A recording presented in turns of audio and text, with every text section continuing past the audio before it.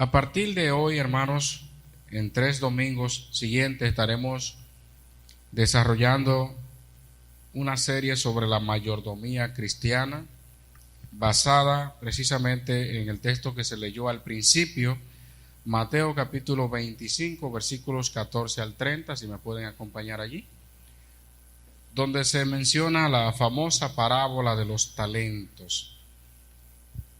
Vamos a estar tratando esta parábola por parte y la vamos a estar desarrollando en la medida que veamos esos aspectos básicos de la mayordomía cristiana.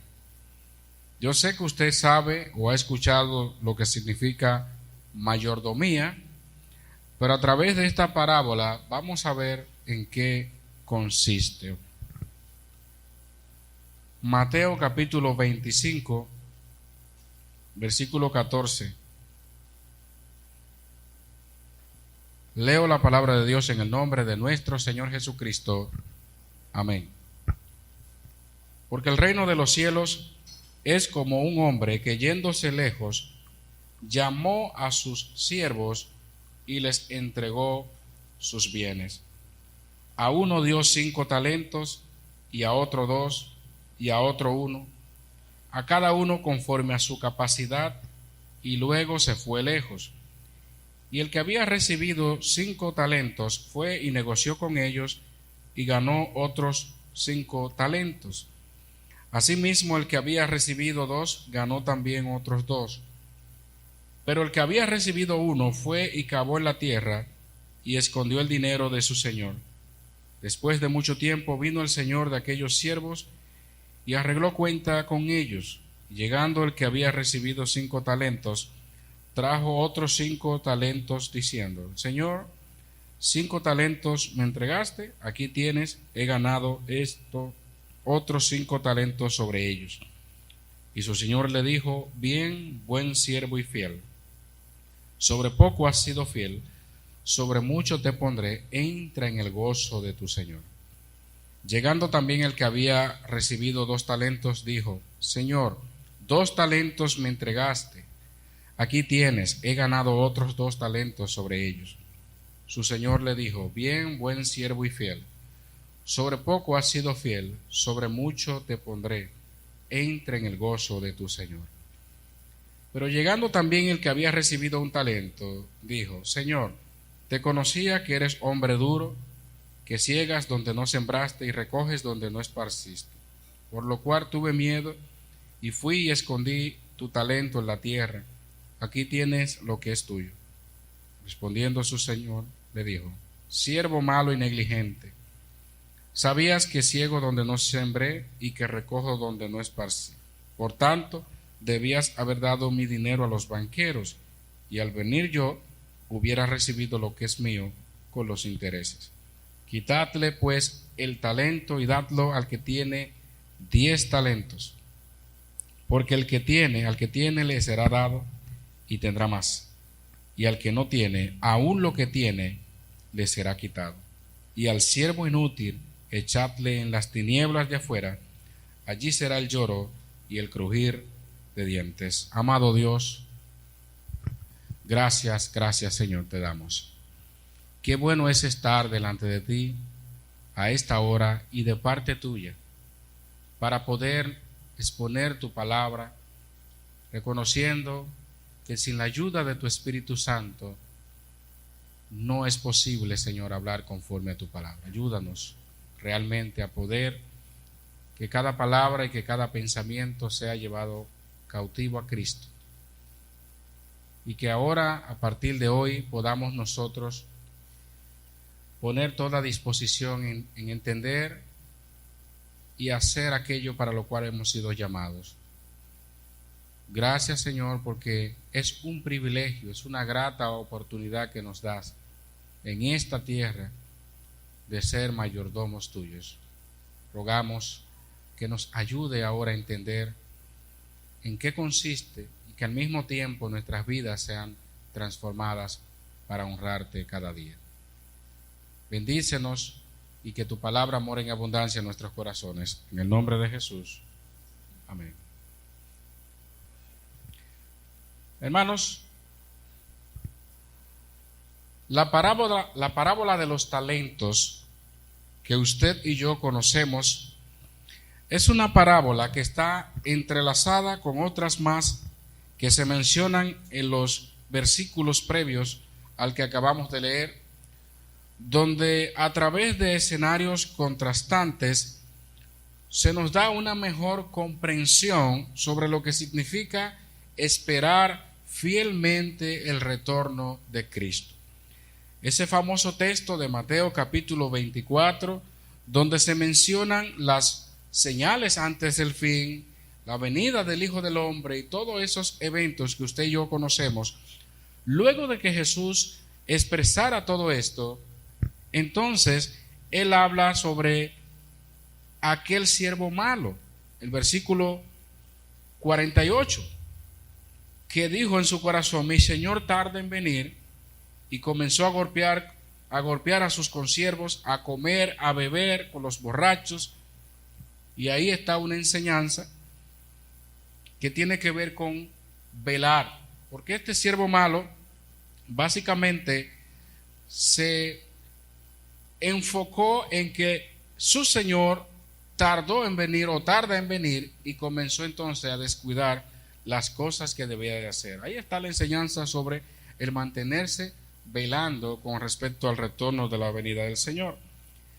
Luego entonces en el capítulo 25, 1 al 13, leemos la famosa parábola de las 10 vírgenes. Una eran prudentes y otras insensatas, y allí se resalta la paciencia, la espera.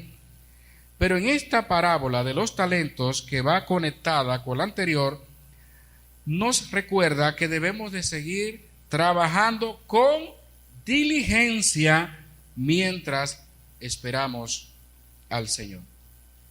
Básicamente la triple enseñanza que encontramos al final del capítulo 24 y este capítulo 25 hasta el versículo 30 tiene que ver con velar, esperar y trabajar. Y escogí esta parábola de los talentos porque aquí vamos a encontrar 4 aspectos básicos de la mayordomía cristiana. Este texto nos presenta, nos describe, nos habla de este panorama que usted y yo necesitamos saber para poder verdaderamente agradar al Señor. La clave de todo esto y el origen de estas parábolas tiene que ver con el retorno ¿de quién? Del Señor. Y Jesús dio muchas parábolas con respecto a su venida, pero sin duda alguna cuando se habla de parábolas, estoy seguro que estas son de las más conocidas. Usted ha escuchado la parábola del hijo pródigo, que para muchos es la más famosa de todos. Pero entre esas muy conocidas está la parábola de las 10 vírgenes y la parábola de los talentos. ¿Qué quiere el Señor enseñarnos entonces a nosotros? Hoy, como les dije, no vamos a desarrollar el texto solamente hoy, sino en varios domingos, y nos vamos a concentrar solamente en el versículo 14 como introducción a este tema. Ahí en el versículo 14 de la parábola de los talentos vamos a encontrar el primer aspecto básico y fundamental de la mayordomía cristiana, que si no lo sabemos, jamás podremos entender los demás que, si Dios lo permite y en su santa voluntad, sigamos viendo las próximas semanas. Miren lo que dice el versículo 14. Porque el reino de los cielos es como un hombre que, yéndose lejos, llamó a sus siervos y les entregó sus bienes. Aquí se está hablando de un hombre obviamente rico, por lo que vemos más adelante, por los talentos que entregó. Vamos a ver qué era un talento, qué significaba eso, qué implicaba esto. Pero aquí se está hablando de un hombre rico que obviamente representa nada más y nada menos que a Jesús, al Señor. Aquí no es como otra parábola que se habla de una viña, lo que se les confía, sino que se está hablando de dinero. Pero básicamente la idea, el sentido es parecido, porque son parábolas, son tipos de comparaciones para que nosotros, y en este caso, a quienes Jesús se había dirigido principalmente, entendieran la importancia de estar preparados para ese día. Un hombre que yéndose lejos, si usted está pensando en el Señor Jesucristo, delante para nosotros, humanamente hablando, quizás el Señor está lejos, pero sabemos que Él es omnipresente. En la mente humana, cuando usted razona acerca de Dios, usted inmediatamente lo ve como que si está lejos, en el cielo. Eso es lo que naturalmente vemos. Pero desde el punto de vista bíblico, Dios no está lejos, Dios está en todas partes.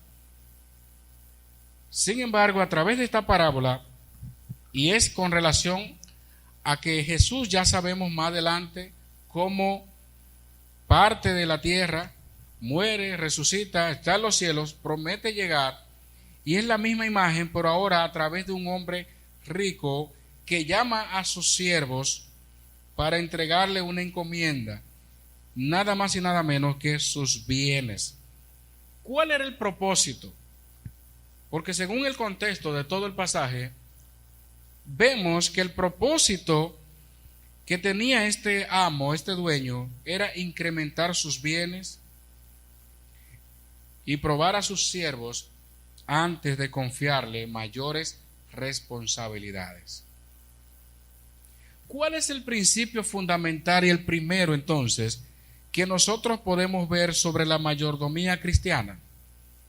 En primer lugar, Dios es dueño de todo.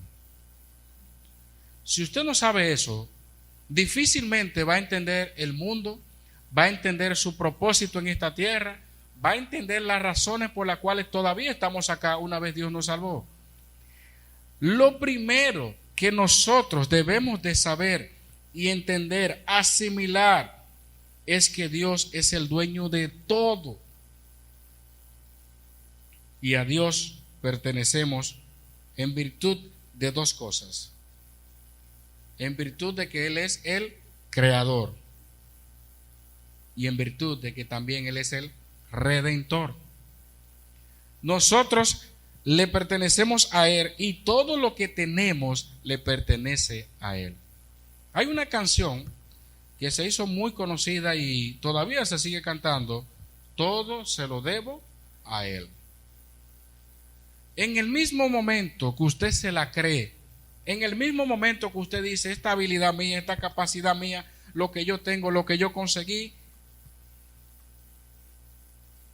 tengamos mucha cuenta con esto, porque Dios da a quien Él quiere y como Él quiere. Pero todo lo que existe, Dios es el propietario. Este mundo no es como lo pintan los científicos o muchos científicos, un mundo que se hizo solo, un mundo que no tiene dueño, un mundo que cada cosa gobierna lo suyo. No, nosotros creemos que el Señor es dueño de todo. Y la Biblia no trata de a nosotros demostrar en todas partes de que Dios es el creador, lo da por sentado. Fíjense, vamos a leer varios versículos. Salmos capítulo 24, versículo 1. De Jehová es la tierra, el mundo y los que en él. ¿Cuáles son las cosas que pertenecen o de la cual Dios es dueño? De la tierra y su plenitud. Asimismo aparece en 1 Corintios 10:26, porque del Señor es la tierra y su plenitud, citando este mismo Salmo 24. Este texto solamente te está diciendo allí, en pocas palabras, que todo lo creado, todo lo que está acá, le pertenece a Él. Usted dirá, wow, el mundo, todo. ¿Por qué? Porque Él es el creador. Hoy día encontramos personas que se jactan de decir que Dios no es el creador. Y a veces a mi mente también pasa lo que Dios le tuvo que decir a Job en una ocasión, en el capítulo 38, versículo 4. ¿Dónde estabas tú cuando yo fundaba la tierra? Házmelo saber si tienes inteligencia. ¿Quién ordenó sus medidas, si lo sabes? ¿O quién extendió sobre ella cordel? ¿Sobre qué están fundadas sus bases? ¿O quién puso su piedra angular? Cuando alababan todas las estrellas del alba y se regocijaban todos los hijos de Dios. ¿Quién encerró con puertas el mar cuando se derramaba saliéndose de su seno? Cuando puse yo nubes por vestidura suya y por su faja oscuridad, y establecí sobre él mi decreto, le puse puertas y cerrojo, y dije, hasta aquí llegarás y no pasarás adelante, y ahí parará el orgullo de tus olas. ¿Has mandado tú a la mañana en tus días? ¿Has mostrado al alba su lugar para que ocupe los fines de la tierra y para que sean sacudidos de ella los impíos? Ella muda luego su aspecto como barro bajo el sello y viene a estar como con vestidura, mas la luz de los impíos es quitada de ellos y el brazo enaltecido es quebrantado. Y así sigue el texto, haciendo preguntas retóricas donde obviamente el hombre no puede responder en ese momento. Dios dejó sin palabras a Job. Y eso es lo que sucede muchas veces con la ciencia y con aquellos que pretenden. El hombre ciertamente ha escalado mucho, el hombre ha avanzado mucho en su condición humana y nosotros a menudo nos sorprendemos cuando vemos ciertos inventos. Ya sabemos que la gente hasta cierto punto ha perdido hasta la capacidad de asombro, porque estamos envueltos en un mundo de tecnología que ya la gente como que, sí, mira qué bien, un celular que se puede entrar en la playa, pero hay cosas que ni siquiera todavía sabemos que ya existen en otros países desarrollados. Vemos grandes edificios que nos sorprenden y que cuando usted viaja a esos países está con la frente en alto, mirando hacia arriba y diciendo, ay, si en mi país estuviera esto, ay, si en mi país. El hombre puede hacer muchas cosas, puede avanzar en ciencia, puede avanzar en lo que quiera, pero me llama la atención cuando ese mismo texto, el Señor le pregunta,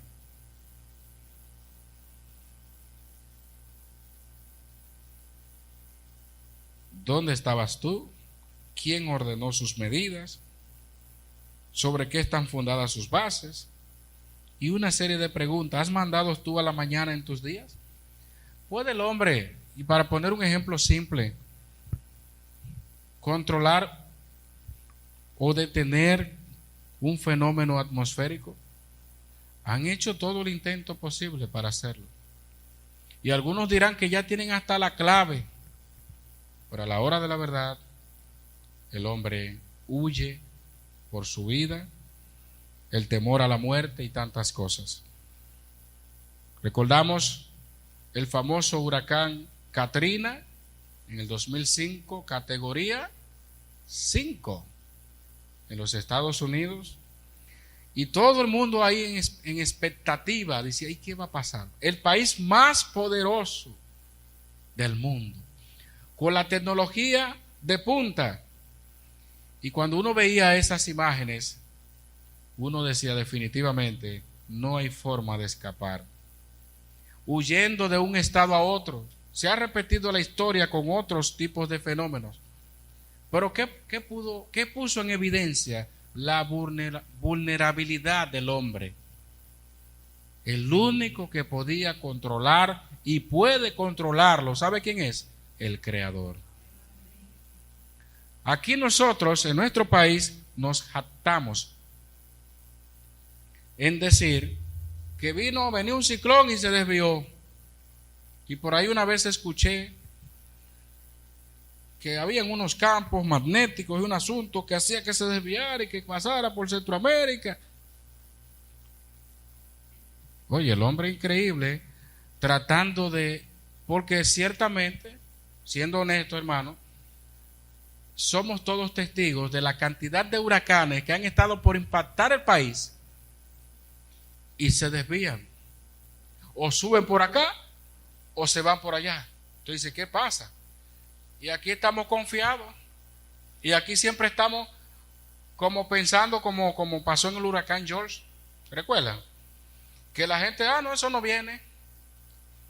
Y el encargado de meteorología en ese entonces, que todavía la gente lo recuerda en su corazón, dio un falso pronóstico que hasta el sol de hoy la gente lo recuerda. Y aún así no hemos aprendido porque todavía meteorología sigue diciendo algunas que otras cosas. Pero hermanos, solamente menciono esto de ejemplo para que entendamos de una vez y por todas de que por más que el hombre avance, el dueño de todo esto es el Señor. Aquí nosotros vemos en esta parábola, en el primer punto de 4 que vamos a ver, que Dios es el dueño. Yéndose lejos, llamó a su siervo y le entregó sus bienes. Lo que el hombre tiene no ha sido porque él, que Dios, claro, es un reflejo de la imagen de Dios en él. Fuimos creados a imagen y semejanza. El hombre es creativo, el hombre desarrolla, pero Dios le puso límites. El hombre nunca va a ir más allá de lo que Dios le ha dejado. Y todo lo que hay en este mundo, Dios lo dejó con un propósito. De Jehová es la tierra y su plenitud, el mundo y los que en él habitan. En Hechos, porque hay otros pasajes que corroboran esto. 17:24, el Dios que hizo el mundo y todas las cosas que en él hay, siendo Señor del cielo y de la tierra, no habita en templos hechos por manos humanas. La idea de que Dios es dueño de todo la encontramos en el Antiguo Testamento como en el Nuevo. No es que hubo un cambio y que ahora, porque también sabemos que algunos tienen discrepancia entre quién es el creador. Por un lado, se habla de Dios creando en el Antiguo Testamento y en el Nuevo dice que por él y por él fueron creadas todas las cosas, Cristo. Y nosotros sabemos que hay un grupo religioso que dice que Cristo fue creado y que luego con él se fueron creando otras cosas. Para nosotros es una falsa doctrina porque creemos que en la creación estaba el Padre, el Hijo y el Espíritu Santo. Y esa es una de las razones, porque a Cristo se le presenta como creador, al Padre como creador y el Espíritu Santo también jugando un rol protagónico en esto. Tanto así que cuando usted ve que Dios va a crear al hombre, dice, ¿qué dice? Hagamos al hombre. Dios dejó la materia prima. Ustedes saben que el ser humano ha querido negarlo, pero Dios es el dueño. Y miren más. En 1 de Crónicas 29:11, tuya es, oh Jehová, la magnificencia y el poder, la gloria, la victoria y el honor, porque todas las cosas que están en los cielos y en la tierra son tuyas. Tuyo, oh Jehová, es el reino, y tú eres excelso sobre todo. Esto no solamente aparece allí en el versículo 14, porque ¿quién soy yo y quién es mi pueblo para que pudiésemos ofrecer voluntariamente cosas semejantes? Pues todo es tuyo, y de lo recibido de tu mano te damos. Versículo 16, oh Jehová, Dios nuestro, toda esta abundancia que hemos preparado para edificar casa a tu santo nombre, de tu mano es, y todo es tuyo. ¿Qué cosa entonces, con relación a la naturaleza, el hombre puede decir, esto es mío, esto lo hice yo? Si cuando hay un terremoto, la gente lo único que procura es que nada le caiga encima, que no se abra la tierra, buscando el mejor lugar seguro. Pero hermanos, la misma vulnerabilidad que tiene el hombre frente a todas estas cosas, aún el avance de la ciencia, aún el avance de la tecnología, nos habla claramente de que el único que puede mover y hacer, quitar y poner es el dueño. Mientras tanto, nosotros estamos acá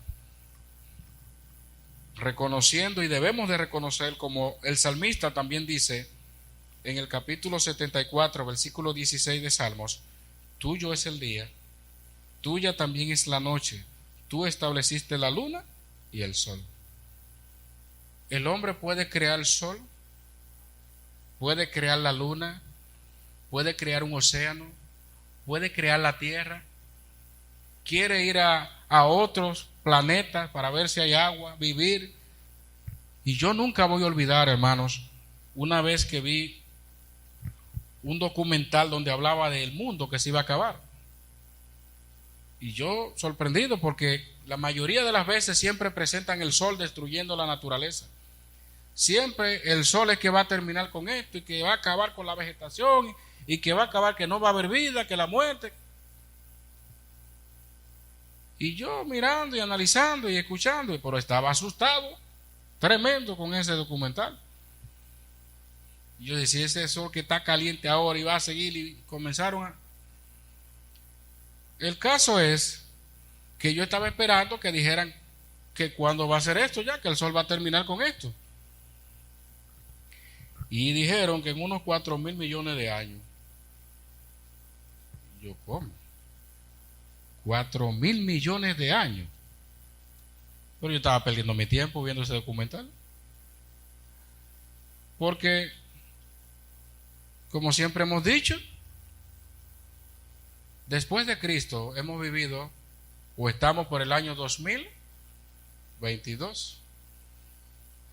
La mayoría de los creyentes en que creemos en que los días de Génesis son literales, calculamos 4.000 años atrás antes de Cristo, la cuenta regresiva hasta llegar a Cristo. De ser así, el mundo no puede tener la cantidad de millones de años que dicen los científicos. Y póngase solamente a pensar la lógica natural. Estamos por 2.000 años, 2022. La televisión, la radio y muchísimas fue los otros días en comparación. ¿Qué revolución tan grande ha tenido el mundo? Se fueron dando soportes, usted conoce la historia.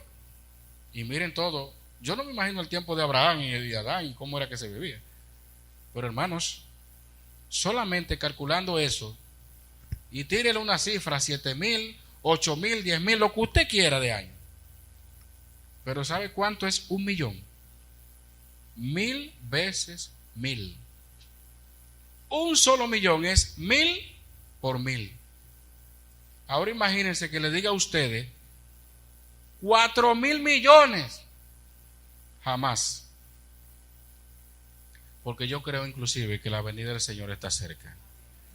El que vive pensando en eso.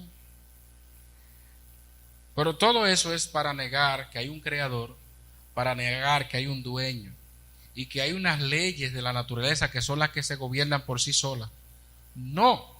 Todo lo que leímos en Job capítulo 38 nos presenta a Dios como el dueño absoluto del mar, del día, de la noche, de las aves, porque dice claramente, y ya lo leímos, que de Jehová es la tierra y su plenitud, el mundo y los que en él habitan. No hay nada que se escape de su dominio. No hay nada. Usted dirá, bueno, pero Satanás se le da un título muy conocido, el Dios de este siglo. Él es dueño, sí, de los corazones de muchas personas. Pero Satanás no creó la tierra. Satanás no creó el sol. Satanás es un ser creado y que solamente con el resplandor de Dios será destruido. Entonces, si Satanás no es capaz, ni tiene el poder absoluto, no es omnipotente, no es dueño de todo esto, cuánto más el hombre, que por orden de creación y por naturaleza, como vemos en los Salmos, un poco menor que los ángeles. Morimos, nos enfermamos y muchas cosas que los ángeles no se envejecen y muchísimas otras cosas más. Pero Dios es el creador. Por ser creador, Él es el dueño de todo. Y lo segundo es, basado en esto, es que Él es el dueño porque Él es nuestro redentor. Dueño como creador, pero dueño como redentor. Y qué bueno que el texto presenta al Señor como uno que llamó a su siervo y entregó sus bienes, lo suyo, porque estos bienes no le pertenecían a ninguno de ellos, sino al dueño. No es que ellos eran los dueños de los bienes, sino que eran, y lo vamos a ver la semana que viene, mayordomos de los bienes del amo del Señor. El ser humano aquí en esta tierra, desde que Dios creó a Adán y a Eva, y en este caso, lo primero que le asignó, ¿qué fue? Que él labrase y cultivase la tierra, que fuera un mayordomo de lo que él había creado. Le puso nombre a los animales, hizo de todo. Pero en este caso, y como vamos a ver, a esto, según esta parábola, se le dio una encomienda de una gran responsabilidad, y ahí vamos a ver en qué aplica a nosotros como creyentes. Pero Dios es el dueño no solamente porque Él es el creador, Dios es el dueño porque Él es el redentor. Y como redentor, posiblemente usted diga, bueno, él me salvó, Él entregó su vida por mí, es cierto. Pero eso de ser redentor implica que usted y yo debemos de saber que hay cosas nuestras que no nos pertenecen, aunque decimos eso es mío. Ya no fuimos al aspecto general como creador. Todo lo que existe es de Dios. Pero usted y yo, que ya hemos sido rescatados, que ya tenemos a Cristo en nuestro corazón, como redentor, la Biblia muestra claramente de que hay cosas que debemos tomar muy en cuenta. Isaías 43:7. Primera a los Corintios 6:20. Porque habéis sido comprados por precio. Glorificad pues a Dios en vuestro cuerpo y en vuestro espíritu, los cuales son de Dios. ¿Qué usted tiene que le pertenece a Dios como redentor? Su cuerpo, su espíritu. Que este cuerpo es mío, que yo hago con mi cuerpo lo que yo quiera, que yo esto, que yo lo, dice el texto que fuimos comprados por precio, y ahí está una gran diferencia entre los impíos y el creyente. Porque en el caso del creyente, nosotros no solamente nos debemos a Dios porque es nuestro creador, sino también como nuestro redentor. Usted no aceptó al Señor solamente como su Salvador, que es algo que debemos de con el tiempo aprender y enseñar. Solamente predicamos, acepta a Cristo como tu Salvador. Sí, es cierto, pero Cristo no es solamente tu Salvador. Él debe ser tu Señor. Él debe ser tu dueño en todos los aspectos. Y cuando dice aquí, habéis sido comprados por precio, glorificad pues a Dios en vuestro cuerpo, en vuestro espíritu, los cuales son de Dios, te está diciendo que tú no te perteneces a ti mismo. No que a mí me gusta así. No. Si tú sabes que fuiste comprada por precio, lo primero que tú vas a buscar es glorificar a Dios. ¿Agrada esta ropa a Dios?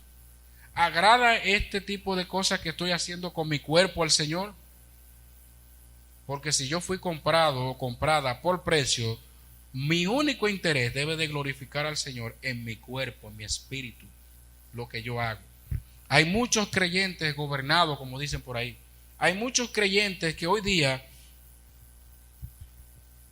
dicen, no, Dios, sí, pero Dios no se mete en estos asuntos. ¿Y cuántos creyentes que son hoy día piedra de tropiezo a muchos porque entienden que tienen una libertad en Cristo tan fuerte y tan genuina que no le importa lo que hagan con su cuerpo, los rayones que se hacen, los cortes que se hacen, no importa. Lo importante es sentirme bien yo. Y la gloria de Dios no sé. Lo importante es cómo yo me siento. Una persona que reconoce a Dios como Señor de todo, como amo, como el dueño, y en este caso como Redentor, tiene que saber que su cuerpo, su espíritu, son de Dios, fueron comprados con el propósito de glorificarle a Él. Si no lo estamos haciendo, posiblemente no estamos viviendo como aquellos que realmente reconocen a Dios como su Señor. ¿Qué otras cosas pertenecen al Señor como Redentor? En Hechos 20:28, por tanto, dice: mirad por vosotros y por todo el rebaño en que el Espíritu os ha puesto por obispos, para apacentar la iglesia del Señor, la cual Él ganó por su propia sangre. Entonces, como individuos, personas, de manera particular, nosotros le pertenecemos a Dios. Pero también la iglesia es del Señor. La iglesia dice allí que Él ganó por su propia sangre. Ninguno de los que estamos acá podíamos o tenemos la facultad para decir: esto yo me lo gané por mi propia sangre. El apóstol Pablo, despidiéndose de estos creyentes donde había llevado la palabra allí, le dice claramente la razón para la cual estaban puestos allí, pero que sobre todo entendieran que era para apacentar la iglesia del Señor, no la iglesia suya. La redención de Cristo implica que también la iglesia es de Él. El único que tiene méritos para glorificarse es el Señor. En el mismo momento, porque ustedes saben, y hemos visto personas que se han adueñado de la iglesia. En una ocasión escuché a una publicación por ahí de un predicador que estaba reprendiendo a la iglesia porque no le compraban lo que él quería. Y ustedes ven cómo a lo largo del tiempo hay personas que han pensado, han creído que son dueños de la iglesia. La iglesia, hermano, es del Señor. Y aunque usted diga: mira, que van a haber situaciones, que van a haber dificultades, tribulaciones, o lo que sea, cuando la iglesia es del Señor, no hay nada que pueda con eso. A veces vemos una pequeña obra que va surgiendo y vemos por allí, si es del Señor, porque la iglesia es del Señor. Hay cosas que usted también debemos de saber, y es que no somos indispensables porque la iglesia es del Señor. Por eso dice también 1 Corintios 15:58: así que, hermanos míos amados, estad firmes y constantes, creciendo en su obra, en tu obra, en la obra del Señor siempre, sabiendo que vuestro trabajo en el Señor no es en vano. La iglesia es del Señor, la obra es del Señor. La obra no es de ninguno de nosotros.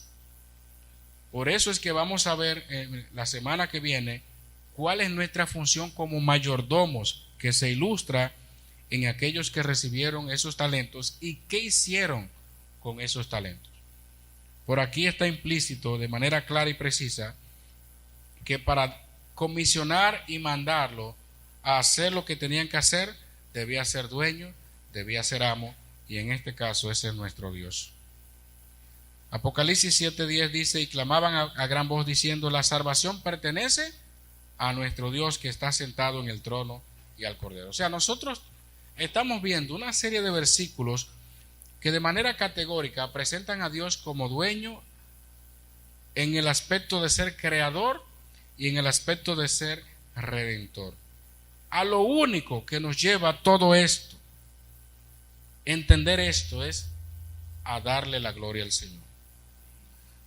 Que no importa todo lo que usted pueda tener, adquirir en esta tierra, anhelar o lo que sea, todo le pertenece al Señor. Y llegará un momento donde, aunque vimos y hablamos de que el mundo piensa de una manera de cómo se va a terminar esto, el libro de Pedro, o la carta de Pedro, dice claramente que el mismo Señor hará cielos nuevos y tierra nueva. O sea, el mismo que creó va a destruir y va a hacer algo nuevo. Pero el hombre, por más que avance y crezca en lo que sea, nunca va a lograr esto. Entonces, lo primero y el primer principio que queremos ver a la luz de este primer versículo es que este hombre rico que representa a Dios, el hecho de llamar a su siervo y entregarle sus bienes, está claramente indicando que Él es el dueño, que no hay nadie que esté por encima de Dios y que todo lo demás son y debemos ser, en el caso nuestro específicamente, mayordomos de Dios. ¿Cree usted que el Señor es dueño de todo? De tu tiempo. El Señor es dueño del día, como vimos. Él hizo la luna, Él hizo el sol. ¿Cree usted que el Señor es dueño de los cielos y de la tierra? ¿Cree usted que todo es del Señor? ¿Cree usted que por ser Dios en Cristo, nuestro Redentor, nuestro cuerpo le pertenece a Él realmente? ¿Cree usted que la iglesia, que la obra es del Señor? ¿Cree usted que la salvación que muchos quieren ganar por sus propios méritos, cree usted que pertenece a Dios o no? Al final, todo esto que acabamos de ver indica que Dios es el propietario, que Dios es el que está por encima y que a Dios llegará un momento donde le vamos a tener que rendir cuentas de lo que nosotros hacemos con lo que Él nos ha encomendado. Si no sabemos primero que Dios es el dueño, todo lo demás va a tener dificultad. Porque aunque yo diga que soy mayordomo, pero hay personas que son mayordomos de sí mismo o de otra cosa. Nosotros vamos a ver, si Dios lo permite, la semana que viene, somos mayordomos de Dios. Hay creyentes que hemos visto que le hablan a Dios como que si fuera un muchacho en la oración. Porque tú sabes que me tiene que dar esto y tú sabes que yo ayuné, como el publicano y el fariseo, la oración, recuerda, que le ordenan a Dios. No, Dios es el dueño. Y si Dios te suple, es porque Él quiere. No es porque tú seas, porque tengas habilidad orando o porque haga una oración poderosa o como sea, es porque Dios tiene misericordia. Recuerden que el mismo texto, cuando Jesús está hablando de la oración, dice que vuestro Padre sabe de qué cosa tenéis. No dice de qué cosa ustedes quieren, que son dos cosas diferentes. Porque el buen Padre, como es el Señor, sabe, no es lo que tú quieres, no es lo que tú deseas. Dios sabe de qué cosas realmente tienes necesidad. Porque la gente ahora cree que la necesidad confunde el deseo y el querer con una verdadera necesidad. Y no es así. Dios sí sabe de qué tenéis necesidad. De manera que nosotros entonces reconozcamos en esta primera parte que estamos viendo en el día de hoy,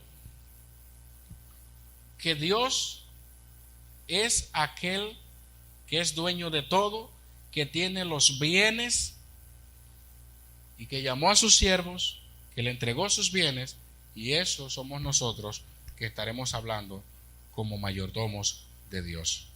Evaluémonos a nosotros mismos si primero estamos reconociendo a Dios como nuestro Señor. Porque si no lo reconocemos como el Señor, desafortunadamente seguiremos viviendo gobernándonos nosotros mismos. Seguiremos viviendo diciendo, no, yo soy dueño de mi cuerpo, no, yo soy dueño de mi dinero, no, yo soy dueño de la iglesia, no, yo soy dueño de la salvación, yo soy dueño de esto, yo soy dueño de la luna, yo soy... La gente seguirá pensando y viviendo a su manera. Pero el que vive o el que entiende verdaderamente que Dios es el dueño de todo por ser el creador y el redentor, dice como el apóstol Pablo, ya no vivo yo, mas vive Cristo en mí. ¿Cuál es el problema? Que el que no reconoce a Dios como dueño, como Señor, como propietario de todo lo que existe, vivirá todo el tiempo en su vida haciendo las cosas según su propia voluntad. Seguirás viviendo de una manera desagradable o indigna delante del Señor. No se puede servir a dos señores. ¿Cuál es tu Señor? Jesús presentó la riqueza. Oigan el impacto que tiene el dinero, que lo comparó con Él, o Dios o la riqueza. Pero ¿cuáles son esas otras cosas que me hace tener esa dualidad? No se puede servir a dos señores, a dos amos, a dos dueños. Ah, no, que mi cuerpo yo le rindo culto a mi cuerpo y a mí nadie se mete con... Dios es dueño de tu cuerpo. Y lo que usted debe de evaluar es qué hace, si es de agrado o no es de agrado al Señor. Y no solamente de eso, en todos los aspectos de nuestra vida, ¿qué hacemos? Porque a Dios le pertenecemos como creador y como redentor. Que Dios nos ayude, hermanos, a que podamos seguir inquiriendo sobre esto, indagando, porque el origen de todo esto, al final, es que podamos seguir trabajando con diligencia mientras esperamos al que reconocemos como Señor.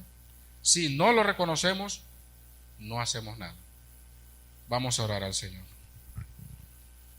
Amado Dios, gracias te damos porque tu palabra nos enseña que no nos pertenecemos a nosotros mismos. Guarda nuestros corazones si en algún momento solamente hemos pensado que con reconocerte como Salvador ya es suficiente. Que entendamos que la vida cristiana se trata de vivir en sumisión, siendo, como dice tu palabra, esclavos de Cristo. Reconociendo que como esclavos, el único derecho que tenemos es glorificar tu nombre. Perdona nuestros pensamientos si en algún momento hemos estado enfocados en nosotros, en lo que solamente nos agrada. Que nuestra vida, Señor, nuestro diario vivir, manifieste verdaderamente que tenemos un Señor y Dios, el cual es sobre todo y en todos. Que podamos vivir a la altura de lo que profesamos.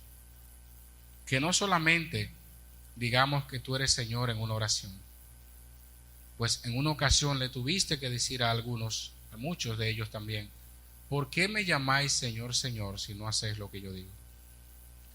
Realmente, Señor, para reconocerte como tal, tenemos que vivir vidas en sumisión, en dependencia de ti, a sabiendas de que nuestros recursos, nuestro cuerpo, la iglesia, la obra, la salvación, el mundo y todo lo que en ello hay es tuyo.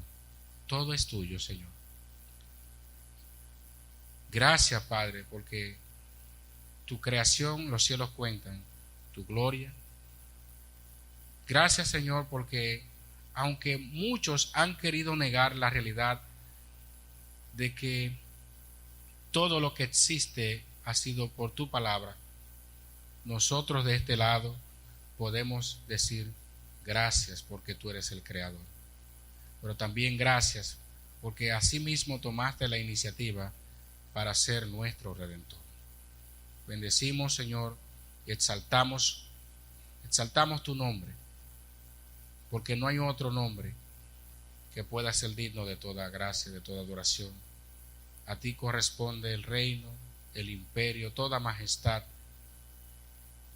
Compraste nuestra vida, todo lo que somos, con tu propia sangre. Perdónanos si estamos viviendo independiente de ti, pues tu palabra enseña que estamos llamados a vivir como siervos tuyos. A sabiendas, como este versículo inicial que leímos, entregaste tus bienes a tus siervos. Perdónanos si no estamos reconociendo esto. Si no estamos reconociendo que tenemos una encomienda, una gran responsabilidad, porque el dueño del universo nos ha asignado a cada uno un compromiso que debemos de cumplir. Gracias por tu iglesia y gracias por todo. En el nombre de Jesús. Amén y amén.